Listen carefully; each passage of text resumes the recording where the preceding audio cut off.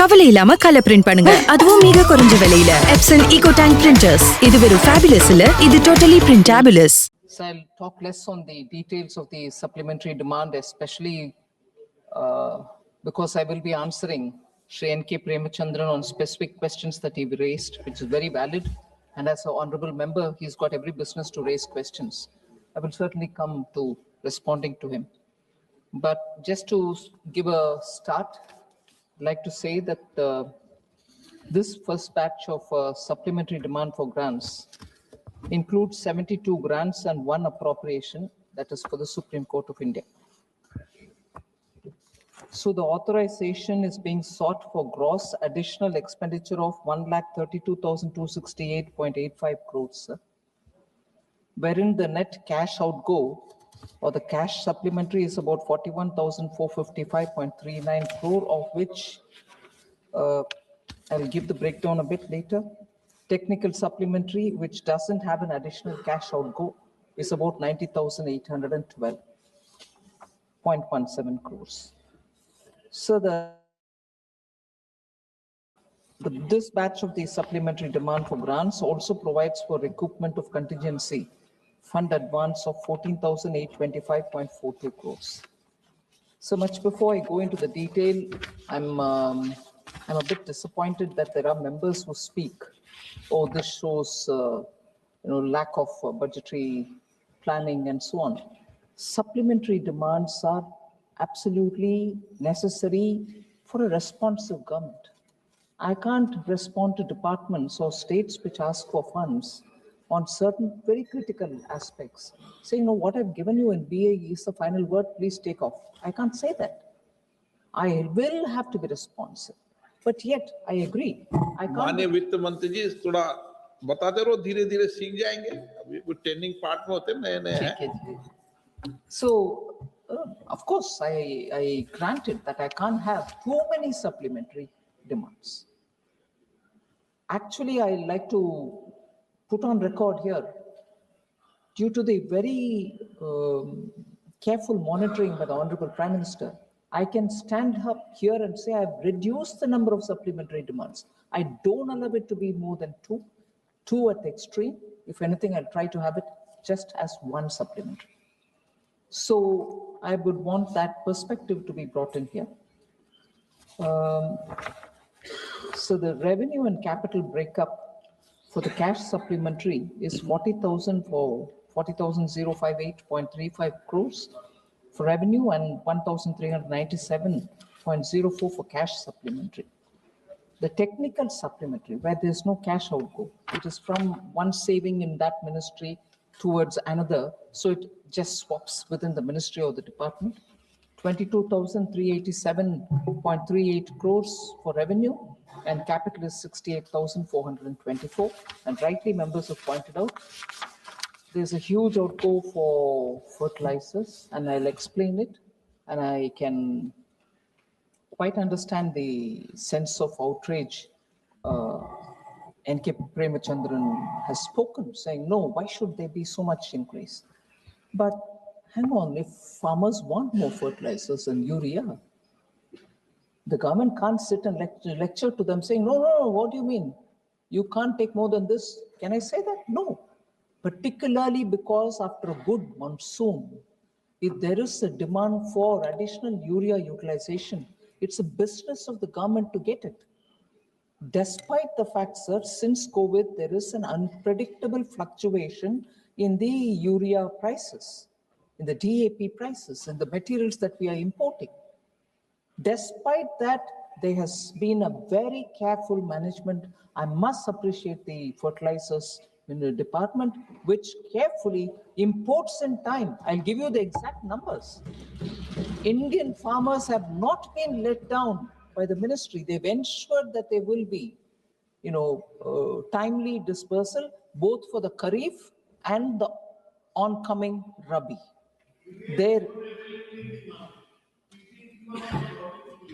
You think so? So I will give you all the numbers, sir. So that's fine.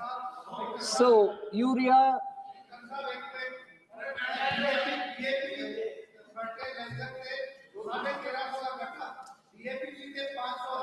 आप बोलिए please, ऐसे बीच में नहीं उठते, प्लीज बैठिए। नो So, नो प्रॉब्लम है क्या? बैठिए आप।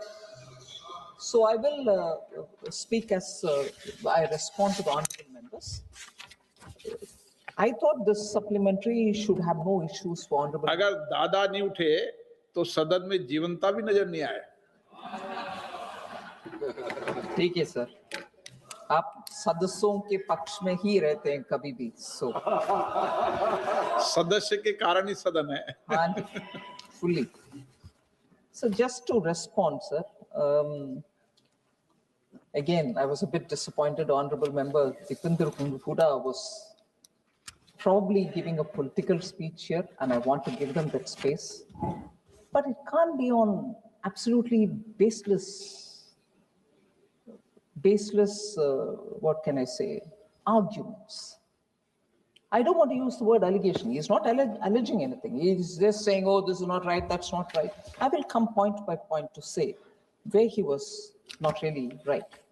You're not spending much on education, R&D, defense, when it comes to percentage of GDP. Sir, without spending money in education, would we have IITs? I'm reading it, 16 in 2014, which has become 23. Can IITs be established without money? New IITs, Indian School of Mines, Dhanbad, according to IIT, accorded also IIT status. Similarly, IIMs, 13 to 21. Without money, can it be done? NITs, 30 to 31, NIT Andhra Pradesh established in 2015. Triple ITs, 9 to 25. 16 new triple ITs. Central universities from 40 to 48. AIMS from 7 to 12. 16 are approved, 12 are established. So, education spending, these things could not happen if there is no money given. Similarly for R&D, sir, the 10 years India's gross expenditure on research and development has more than doubled from, in 2010 and 11, it was 60,200 crores. Whereas in 2021, just 10 years, it has touched 1.27 lakh crores without money being spent. Separately, 1 lakh crore has been given for research and development grant, which has been launched, which will boost private-led innovation. So with that money, the anchor or the special body which is going to deal with it is going to raise more money from the market and provide for R&D. So is that going to be without money? We are telling you in the budget, we made this provision. So, sir, government contributes 64% of gross expenditure on research and development, and private sector contributes 36%. This is a published document. So if 64% is going for gross expenditure on research and development, Honorable Dipendra Huda, please, no money being spent in education is not right.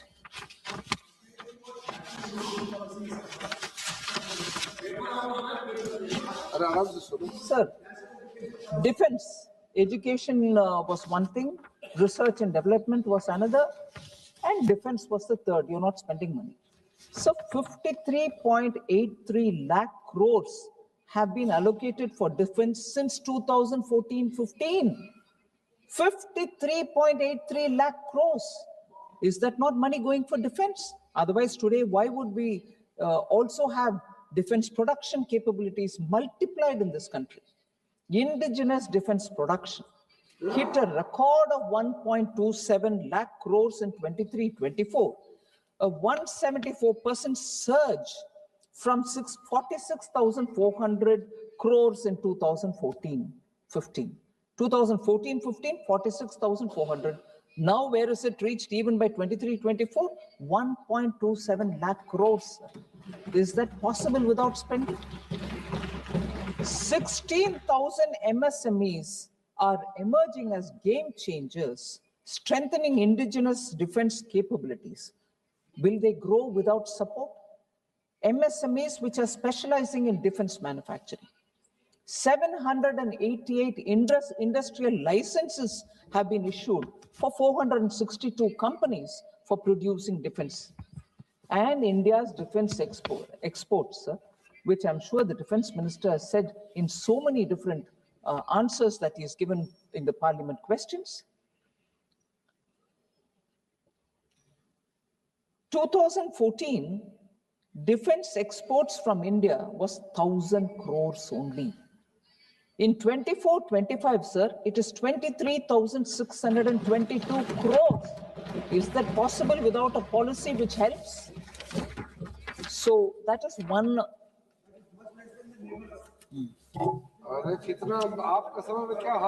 Don't worry, you can go on shifting the milepost, honorable member, but yes, I'm quite drawn to what the Parliamentary Affairs Minister is saying. Compare it with your term, where a defense minister was compelled to stand up in this house. Where a defense minister is compelled to stand in this house and say, I don't have money. आज वो हालात नहीं है। रक्षा मंत्री इस सदन में खड़े होकर के ये बोले कि मेरे पास पैसा नहीं है। हालात देख लीजिए उस समय का। दीपेंद्र हुडा जी तब खड़े होकर के चिल्लाना चाहिए, वो मेरा पार्टी पैसा दो। हमारे रक्षा मंत्री खड़े होकर के बोल रहे पैसा नहीं है। ठीक है, उस समय बोलना था। What? You're from Kerala? You're from Kerala. It's a distinct signature of a Kerala-based minister who was. I will mention the name and I'll also keep. Ask me as though you don't know it. What is the satisfaction you're going to derive by my telling you? कुछ है? अरे आप ही कर minister जी केरला से. Oh please Suresh, don't make me feel ashamed. आप ये नाटक नहीं होना चाहिए इस हाउस में कि मेरा रक्षा मंत्री कुछ बोले और मुझे मालूम नहीं है और आज विपक्ष में बैठे हुए। नहीं, ये ठीक नहीं है जी, ये ठीक नहीं है। मुझे प्रोवोक करके वो महान व्यक्ति का नाम इधर में बोलूं और तुरंत ये खड़े होकर के वॉकआउट करने के लिए सच्चाई है भाई, ये सच्चाई है। आप प्लीज, ये नाटक नहीं होना चाहिए इधर सर। नहीं, this is unfair Suresh ji, unfair. आपको पूरे मालूम है और मुझे छेड़छाड़ कर रही हो इधर नाम बताने के लिए? बिल्कुल नहीं। आप ढूंढ लो, थोड़े रिसर्च करो, आप रिसर्च करो। It's not an allegation, it's a fact recorded in this house. आप जाके होमवर्क करो। माननीय सदस्य ऐसे नहीं करते। माननीय सदस्य राजकुमार जी, ये सदन है, तरीके समझो। बैठिए। तरीके से जवाब नहीं देते, उसको उल्टा। माननीय मंत्री जी,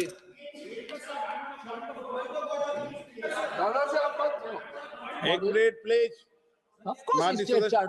माननीय सदस्य प्लीज, आप बैठिए। It is harassment to say that. Tell me the name. I don't know the name of my own minister who said that. क्या बात कर रहे हैं जी? अभी बुलाता हूं आपको, 2 मिनट रुक जाइए। Oh yeah. नंबर बताइए क्या है? Point of number 352. नंबर बताइए। Rule 352. My only submission is I don't want to have the name, but when the Honorable Finance Minister is referring to a minister who has made a statement in the House, they have to authenticate that when. Senior हो, जो माननीय सदस्य इस सदन का उसका सदस्य नहीं है, उसका नाम नहीं लेना चाहिए, यही बताओगे ना आप? माननीय मंत्री जी, अरे ये तो graceful है. Finance Minister is graceful enough not to take name, whereas everybody knows it. So be satisfied. Yeah, what is the problem if I take the name of the state? माननीय वित्त मंत्री जी, एक प्लीज आप तीनों से एक बात। बैठिए माननीय सदस्य, प्लीज माननीय सदस्य बैठिए। इतने क्यों उत्तेजित हो रहे हो? प्लीज बैठिए। हुडा जी प्लीज बैठिए, प्लीज बैठिए, प्लीज माननीय आप बार बार मत उठा करो, समस्या है गंभीर है आपकी, प्लीज बैठो। सुरेश जी आज जरा जोश ज्यादा है क्या? चलो बैठो, केरल में ठीक है, ओके बैठिए। हुडा जी प्लीज बैठिए।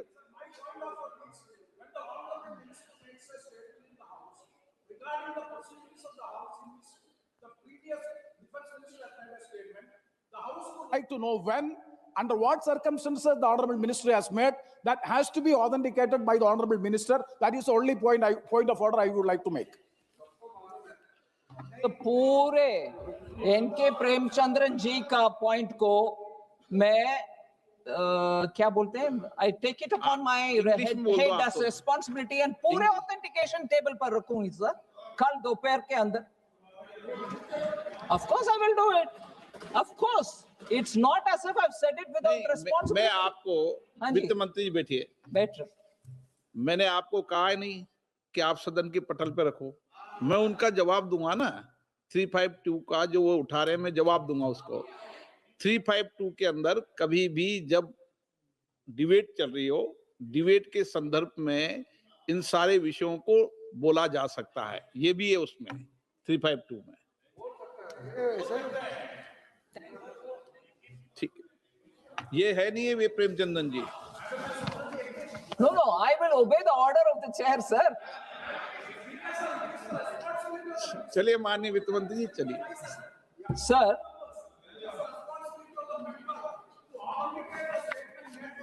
यस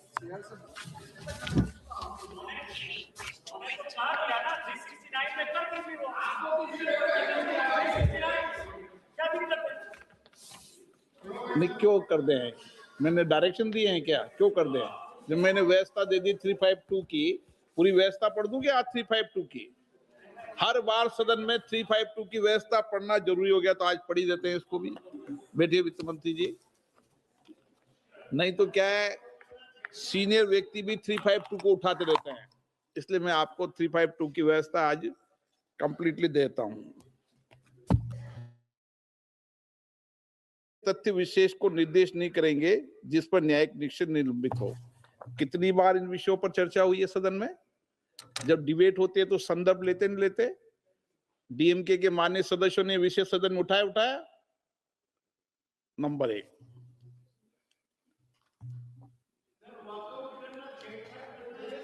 सभा के किसी अन्य सदस्य पर कोई हेतु लांछन लगाते हुए अधिकृत नहीं करेंगे, सद्भावना आपत्ति के व्यक्ति निर्देश नहीं करेंगे जब तक कि ऐसा निर्देश विचाराधीन प्रश्न या सुसंगत होने के कारण वाद विवाद प्रयोजन के लिए अनिवार्यता है। यह है इसका कि सभा में माननीय मंत्री महोदय ने जो अपनी बात कही है, वो उन्होंने जो प्रश्न उठाया उसके संदर्भ में उन्होंने अपनी बात को कहा है, ये रेफरेंस इसके अंदर है। 352 क्लियर है प्रेमचंदन जी? ओके, कंफ्यूजन नहीं होना चाहिए सदन में ना। आप सीनियर व्यक्ति हैं, चेयर पे बैठते हैं माननीय sir.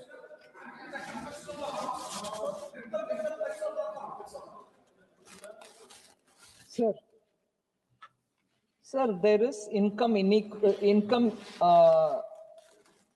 inequality, I think, which has broken record of the 100 years. Was another observation from honorable member. So I just want to put the facts before the House. Actual household consumption, sir. Data shows that the bottom 40% of the population is acquiring wealth and assets at a significantly faster rate than the top 20%. This is a data which I will leave for everybody to see. The inequality in asset ownership has massively declined, particularly in urban areas, sir, where the disparity for key assets like motor vehicles and refrigerators has shrunk dramatically.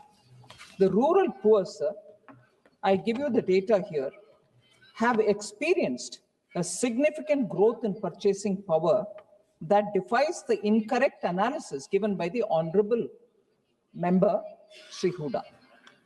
2011-12 and 2023-24, ownership of motor vehicles among the rural bottom 40% surged sevenfold, rising from a mere 6.2% in 2011-12 to 47.1% in 23-24.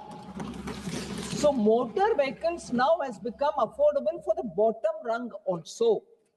Similarly, refrigerator ownership in this group jumped nearly eightfold from 2.9% in 2011-12 to 22.5% in 23-24. Refrigerator ownership. Mobile phone ownership became near universal, leaping from 66.5% to 94.3%.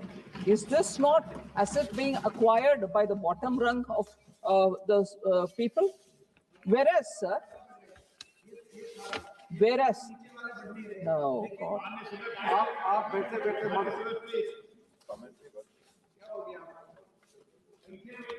पहले ऐसे नहीं था, ये दादा से ये गलत आप सिखा दिया, ऐसे पहले दिक्कत तो ऐसे नहीं था।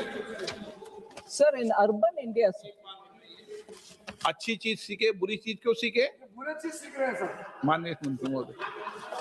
Sir, urban India, sir, the consumption gap is not just closing. For some assets, it has been completely reversed. For the first time, the urban bottom 40% now owns more televisions, that is 77.4%, than the top 20, 72.1%. The upper level, 72.1%, here it is 77.4%. Ownership gap for aspirational goods like refrigerators in urban areas actually collapsed from 46%, 46.3% points in 2011-12 to just 12 percentage points in 23-24.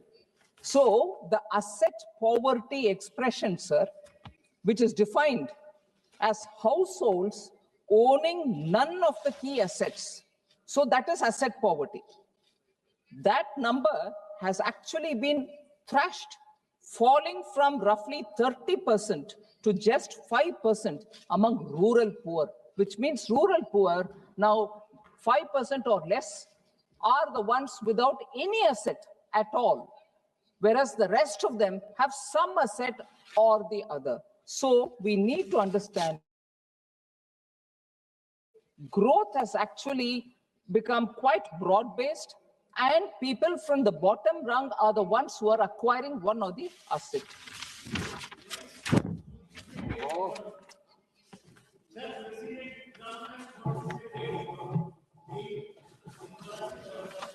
Sir, since I was going to come to that, since Professor seems to be in a hurry, professor जल्दी में Professor, depending on President Trump is in a hurry.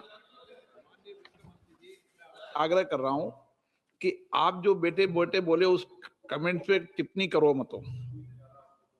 और माननीय सदस्य, मैं आपसे आग्रह करता हूं, वरिष्ठ हैं, आप आग्रह पूर्वक आपसे निवेदन है, कृपया आप इतने वरिष्ठ हैं कि बैठे बैठे टिप्पणी न करें, ठीक है ना? सभा की सहमति तो हो तो इस सभा की कार्रवाई इस विषय की समाप्ति तक बढ़ा दी जाए। माननीय मंत्री। Sir, another point, and I want to give the advantage or the benefit of doubt to Honorable Member Dipender Huda. He simultaneously used the expressions Vyapar Ghata, current account deficit. So when he spoke in English, he said current account deficit, whereas he also used probably exchangeable way, Vyapar Ghata. Both the terms do not mean the same, sir. So it is very important to understand that we take both the terms seriously but separately. There should not be any confusion. So I don't actually know which one was he referring to, Vyapar data or current account deficit. And so the same number cannot apply to both, no. माननीय सदस्य, मैं आपको अंतिम बार बोल रहा हूं, नहीं, I'm not asking, I'm responding. आपका नाम लेके नहीं आस्क कर रहे, आपने पहले बोला था उस पर वो रिपोर्टिंग कर रही है, आपने आपके स्पीच पर जवाब दे दिए, इसलिए आपका नाम ले रही है, क्योंकि आपने बोला है तो आपका नाम लेकर जो जो विषय उठाए उन पर जवाब देगा। अच्छा है। Sir, so the claim that the current account deficit is at its maximum is factually incorrect. So I want that to be clear, sir. So that record deficit claim that the honorable member has made is really wrong. At the end of June 2025, India's current account deficit stood at 0.2% of GDP. Where was it? The honorable member was saying some double-digit number, sir. Current account deficit, June 2025, stood at 0.2% of the GDP. For the fiscal year, March 2025, it was only 0.6%. So let's place that on the record. Contrast this, sir, with the taper tantrum time 2013, when the current account deficit in 2013 ballooned to a crisis level of 4.8% of the GDP. And in fact, that's the maximum which India saw since 1970. So honorable members should actually look at since 1970, that being the maximum.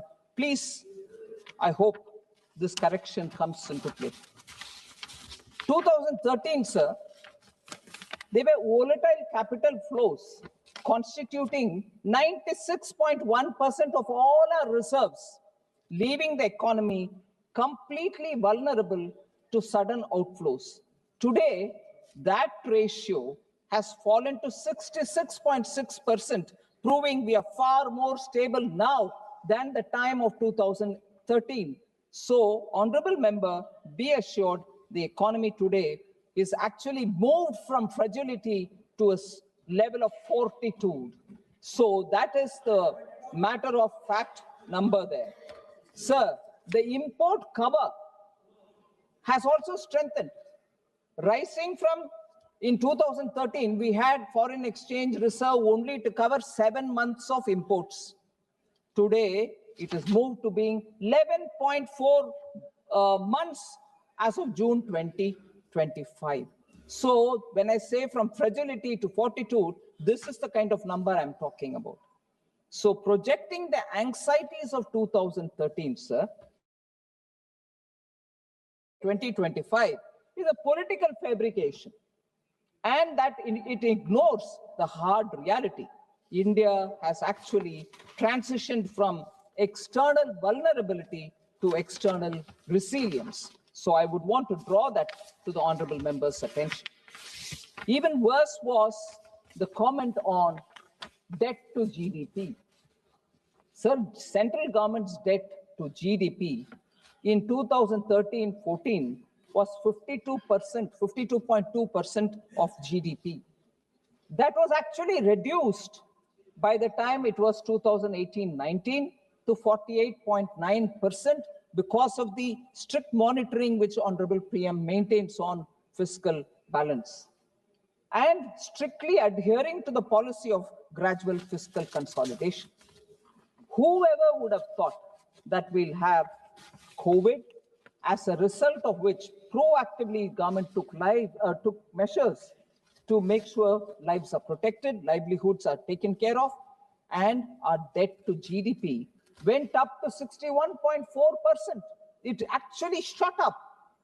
But after that, because we gave ourselves a steady path, which is a glide path, from there it has come down. Even by 2023-24, we brought it down to 57.1%. And it is estimated, I would think by this year end, it will reach 56.1%. Despite COVID, despite heavy borrowing, debt to GDP is actually coming down, and coming down if only the number of 2013-14 is kept in mind, you'll know we are getting closer there. That is even without looking at how it was managed during the global financial crisis, 2008.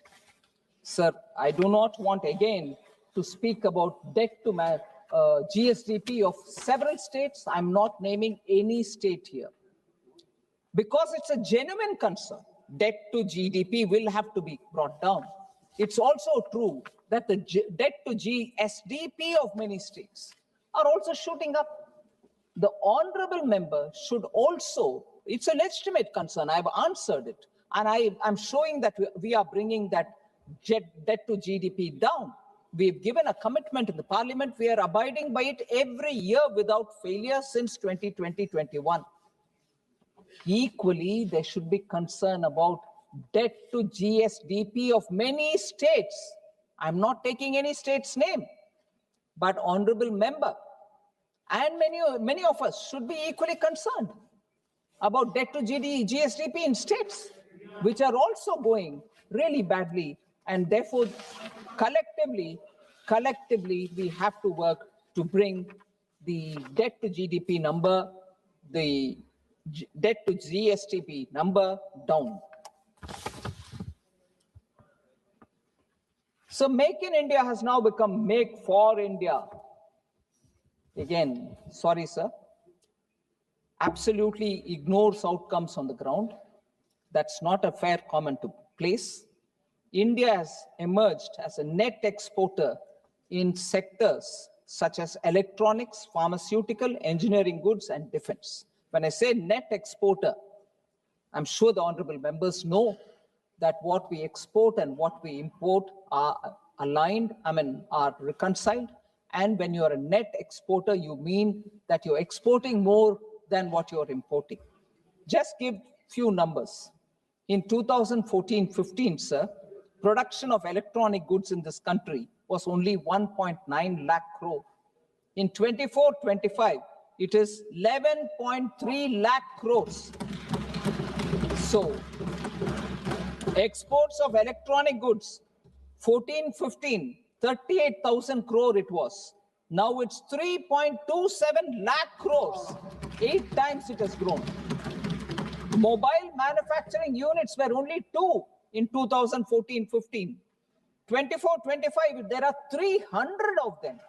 150 times grown. Mobile phone production, 18,000 crores in 2014-15. Today, 2024-25, 5.45 lakh crores, 28 times growth. Mobile phone exports, 1,500 crores in 2014-15. Today it is 24-25, it is 2 lakh crores, 127 times more than what it was earlier. So, Make in India for the world is happening. We should just recognize it rather than seeing it as an achievement of the people. We should not ignore it or undermine it.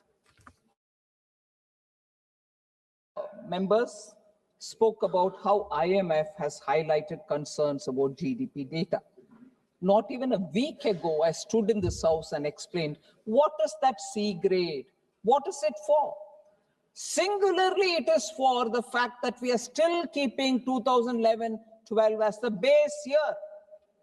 And Ministry of Statistics and Program Implementation has already announced that from late January 2026, the base year transition will happen, and as a result of which your grading for that one particular base year argument of our national statistics will change it. But many members said you were B, now you've come to C, is utterly wrong. It's absolutely wrong. India's number grading has remained the same. At the median rating for this year is B. IMF did not downgrade India's rating. the same grade given to India's National Accounts Statistics in 2024 staff report as well. So it had added that the GDP series with 2011-12 as the base year should be rebased as soon as feasible. That's what they said. So for us to go on saying that there's been a downgrade by IMF is misleading this House, not right. For this year, IMF gave B for overall statistics. So I think it is important that members get the facts right. Sir, average growth rate in the last 10 years of UPA was 8.1%, and in India it is 5.75. Then what's there to rejoice? Sir, whoever would have thought you'll have a once-in-a-century pandemic, sir? And despite that, India is the fastest growing, not 1 year, continuously, 2, 3, 4th year. Is that not something that the people of India deserve to be recognized for? On the contrary, we go on saying ours was 8.1, yours is this. I just want to put the facts before you, sir. I want to put the facts before you, sir. We had to actually deal with high twin deficits. Fiscal deficit in 2013 was 4.9%, and current account deficit was 4.8%, both in the year 2013. Twin deficits. If that's the credit they want to take for themselves, they should. No time in India, both these deficits run simultaneously. That's the data point on which Honorable Member Huda should introspect. Food articles, WPI, food articles, which averaged at 12.2% annually in the 5 years ending 2013-14. Where is WPI today, sir? Where is CPI today, sir? And therefore, to go on repeating as though their record in inflation management was better. I don't know if I should take the name again. Recently, there's a lot of talk about how former Reserve Bank governor, former chief economic advisor, the same person, has been commenting on how India has successfully managed inflation. If you want the name, I'll say it also and get you the video of what he said. India under Prime Minister Modi has succeeded in keeping inflation under control is an observation given by former governor of Reserve Bank.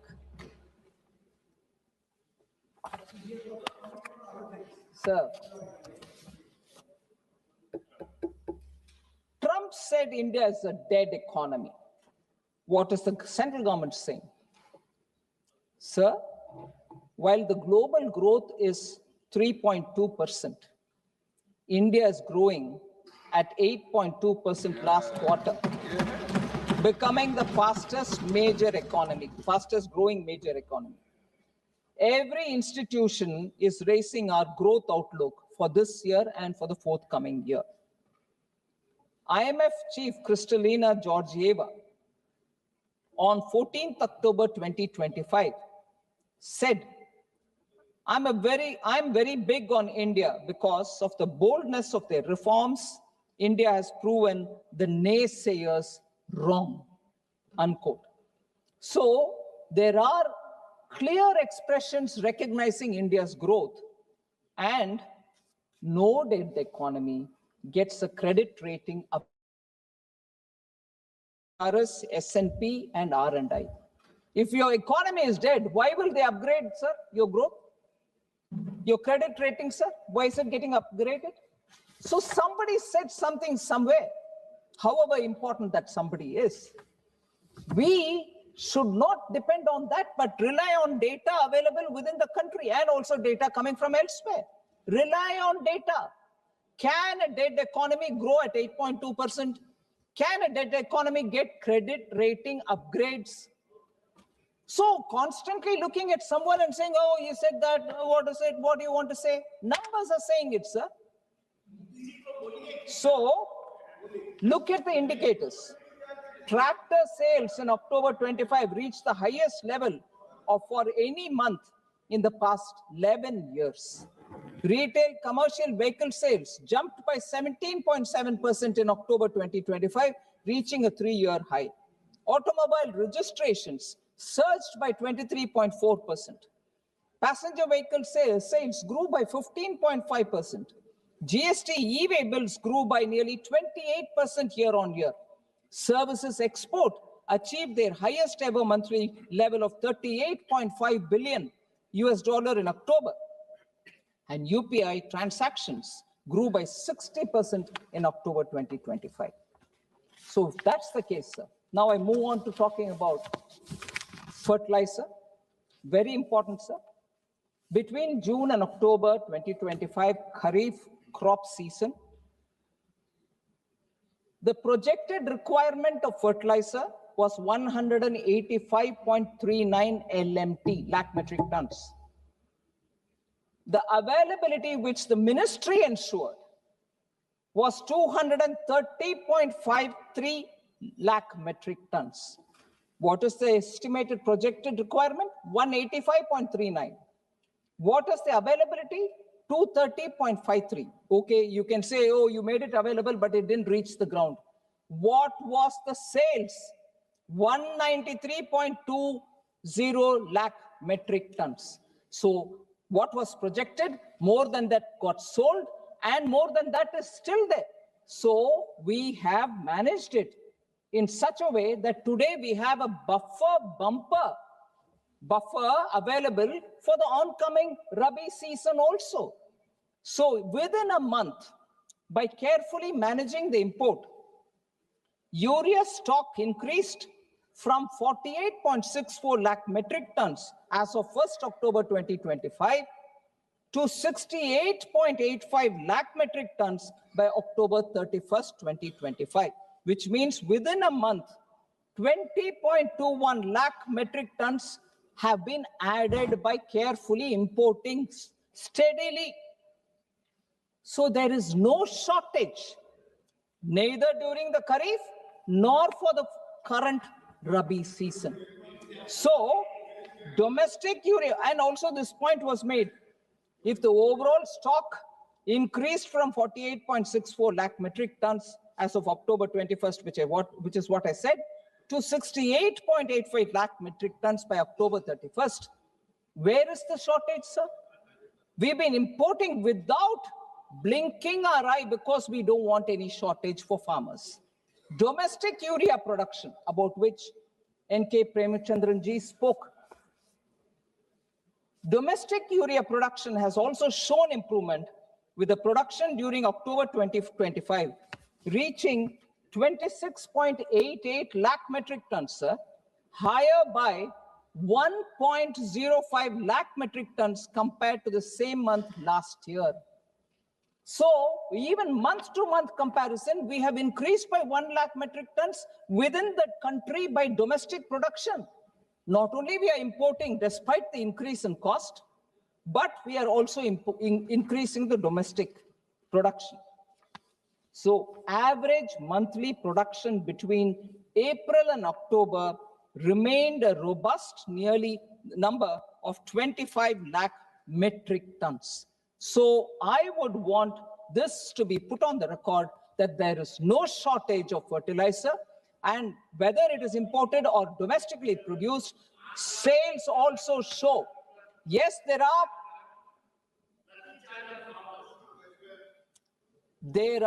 sir, demand from the farmers because, as I said, monsoon was very good.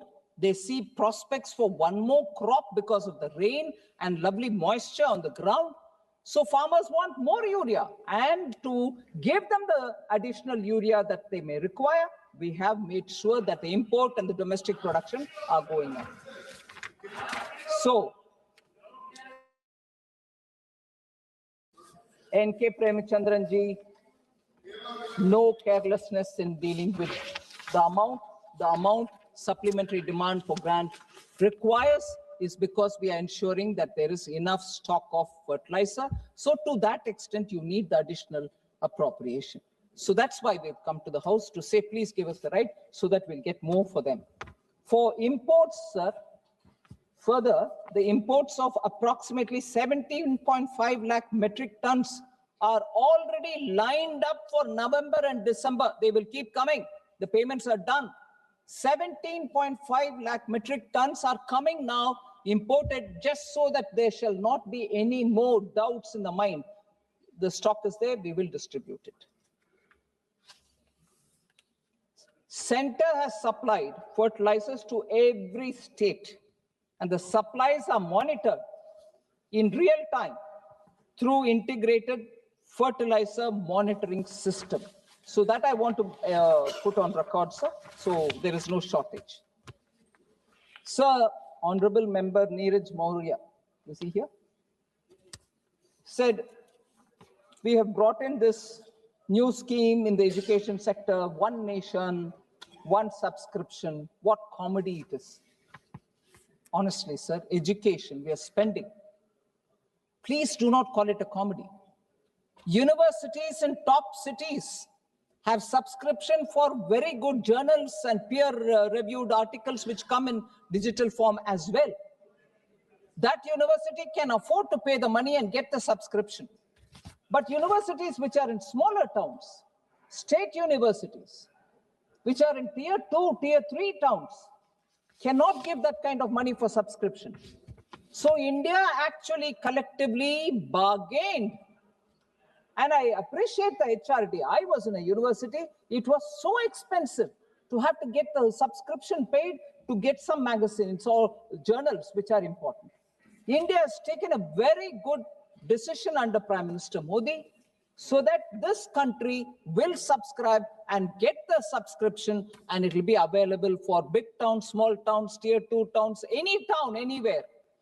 Actually democratizing availability of such research-based magazine for all students in India. ये comedy नहीं है, नीरज मौर्य जी, ये comedy नहीं है. ये सच में students के लिए ये वरदान है. It's a blessing. You may be in any town, you will get the best of magazines subscribed by the country for your research requirement. इससे बढ़िया सुविधा किसी और चीज में नहीं हो सकता है, especially for education. इसका प्रयोग और उपयोग बहुत सारे स्टूडेंट्स कर रहे हैं, sir. It has actually become a gold mine of knowledge available for top quality scholarly journals. To nearly 1.8 crore students का इससे benefit हो रहा है. 1.8 crore.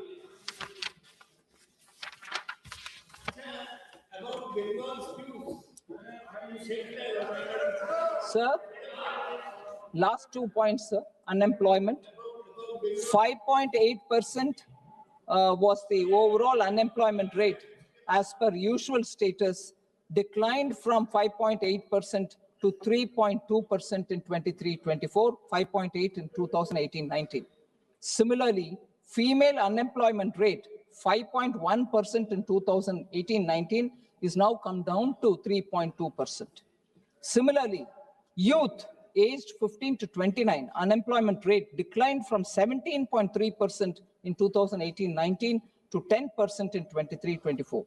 Rural unemployment rate declined from 5% in 2018-19 to 2.5% in 23-24. Similarly, for urban, 7.6% in 18-19 to 5.1% in 2023.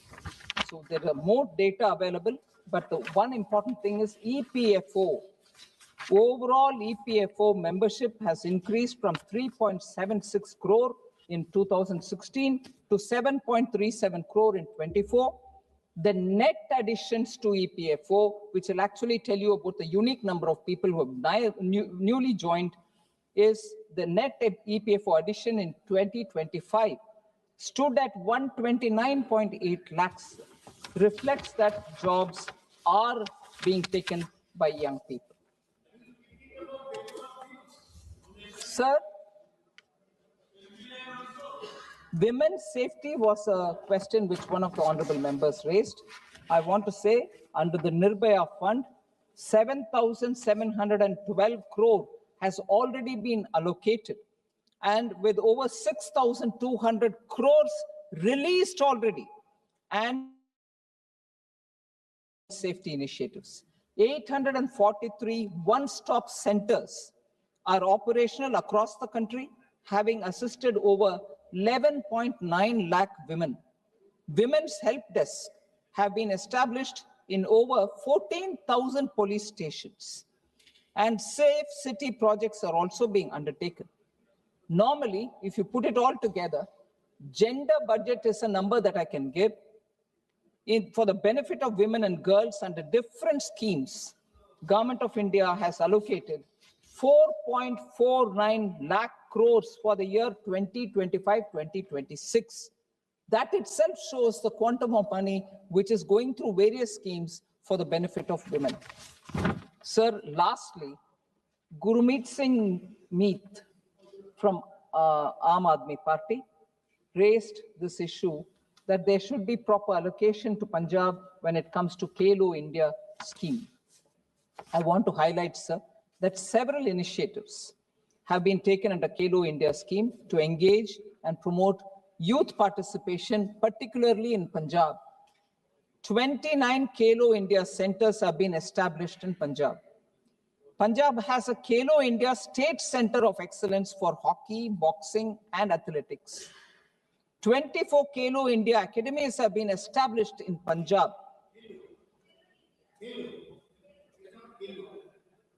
The Sports Authority of India, sir, also runs one National Center of Excellence at Patiala and 3 SAI training centers at Mustuana Sahib, Badal, and in Ludhiana in Punjab. So sports, every central scheme reaches Punjab. So lastly, I want to refer to Honorable Member Rajkumar Roth. He's not here. Rajkumar Roth, he's not here, sir. Natural farming against using pesticides and fertilizer. Actually speaking, Honorable Prime Minister has spent a considerable amount of his time advocating natural farming. He has actually gone to different parts of the country to give encouragement. One last such meeting was held in Coimbatore when farmers came in hundreds to speak about how natural farming can help us. So Honorable Member Rajkumar Roth should actually refer to all the Prime Minister's speeches on that. And he also has spoken about GST बढ़ाया गया. किसी को बढ़ाया नहीं, कम सबका कम कर दिया, sir. Maybe I will send him all the details with which he'll be sure that we have not increased anybody's GST, except of course it's a demerit good.